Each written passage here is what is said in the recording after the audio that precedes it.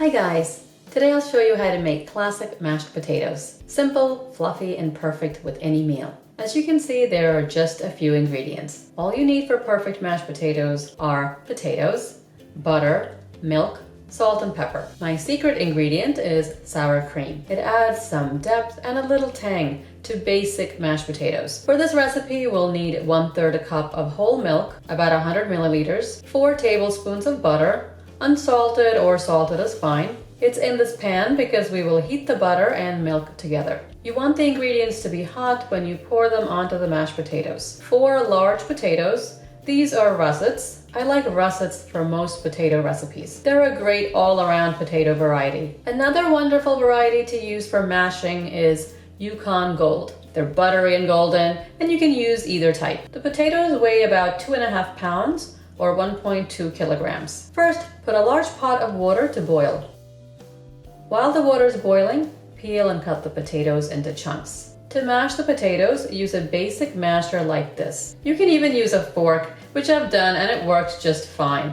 Of course, it'll take a bit longer. My favorite tool, however, is this ricer. It looks like a torture device, but that's not what it is. Put the cooked potatoes in here, push down the handles, and the potatoes come out through all these small holes. The advantage of using this ricer is that your mashed potatoes will be lump-free. There won't even be one lump. This is the tool to use for absolutely perfect mashed potatoes. The basket comes out, so cleanup isn't hard. The ricer is inexpensive, and if you make mashed potatoes frequently, you have to get this. I'll put a link in the description below if you want to order it online. The water has come to a full boil. Add a tablespoon of kosher salt. I've cut the potatoes into chunks. Add the potatoes to the boiling water.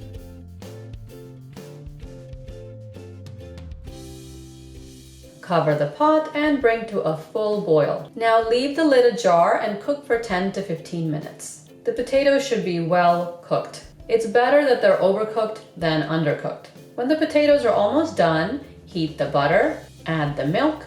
You don't want this to boil, just very hot.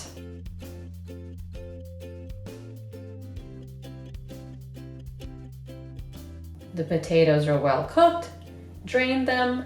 Make sure they're drained very well. You don't want any excess water in the potatoes. Fill the ricer halfway with the cooked potatoes and press the handles.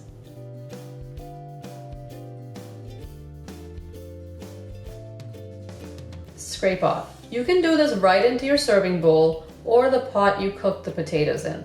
Pour in the hot milk and butter. 1/4 teaspoon black pepper, a teaspoon salt, and mix well. Taste and add more salt or pepper if you need to. Potatoes need a good amount of salt. Then the 2 tablespoons of sour cream. See, there's not one lump, it's perfectly smooth. Fluffy mashed potatoes. Because you mix this by hand, it's hard to overmix. Overmixing results in gummy, gluey mashed potatoes. Here is my tower of mashed potatoes.